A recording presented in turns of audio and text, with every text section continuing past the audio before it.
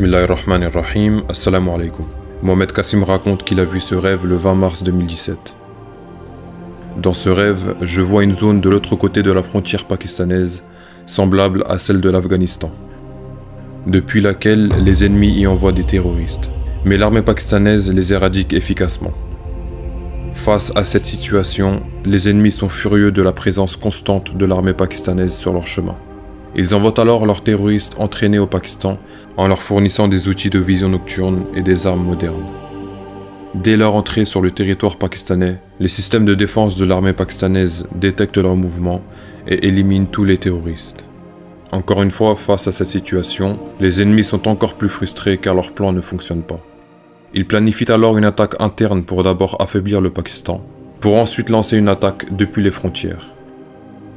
Pour cela, ils commencent par mélanger un virus ou un produit chimique à la nourriture de l'armée pakistanaise, qui, après avoir consommé cette nourriture, paralyse l'armée et les empêche de se déplacer.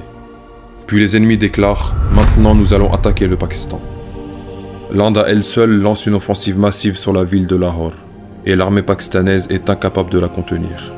En voyant cela, le peuple pakistanais prend alors les armes et combat aux côtés de l'armée. Je me dirige également vers la frontière pour combattre l'armée indienne. Sur le chemin, je trouve une grosse mitrailleuse et je commence à tirer sur l'ennemi. D'autres soldats aussi m'accompagnent. Lorsque l'armée pakistanaise et la population combattent ensemble, l'armée indienne est contrainte de s'arrêter. Pendant ce temps-là, je dis aux autres, nous devons rentrer et déplacer notre population vers un endroit plus sûr, car nous ne pourrons pas arrêter l'armée indienne très longtemps.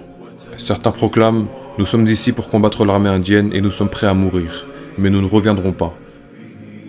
Ensuite, sur le chemin en rentrant en ville, j'entends certaines personnes dire « Si le chef de l'armée avait cru au rêve de Kassim et avait planifié en conséquence, les circonstances auraient pu être différentes. » Et dans ce chaos, une grande partie de la ville de Lahore est détruite.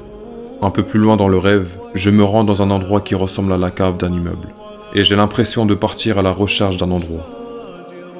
À ce moment-là, un pays à la couleur au drapeau rouge lance un avertissement très ferme à l'Inde. « Arrêtez vos armées là où elles se trouvent. Sinon, nous vous détruirons. » Ce pays soutient et aide le Pakistan. Il envoie également ses médecins soigner l'armée pakistanaise.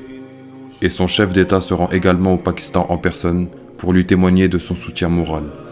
Tout en aidant le Pakistan, il subit des pertes, mais malgré cela, il ne se plaint pas. L'Inde continue d'adopter des tactiques mesquins en introduisant des virus et des bactéries au Pakistan à travers des drones. De ce fait, de nombreux enfants pakistanais sont touchés et tombent malades. Voyant cette triste situation, je fais une invocation à Allah et j'implore son aide. Allah envoie la pluie par sa miséricorde et tous les virus disparaissent. Je me dirige ensuite vers une destination et en chemin j'aperçois une zone qui ressemble à une prairie. Le chef de l'État au pays au drapeau rouge qui aidait le Pakistan était également présent. Il était assis parmi les gens et discutait avec eux. En me voyant, il me reconnaît et me dit « Tu es Kassim, n'est-ce pas? J'ai entendu parler de tes rêves et ils se sont réalisés. » Après l'avoir salué, je pars à la recherche d'un endroit et j'ai l'impression que sans cet endroit, nous ne pourrons pas sortir de ces difficultés. Et le rêve s'est terminé.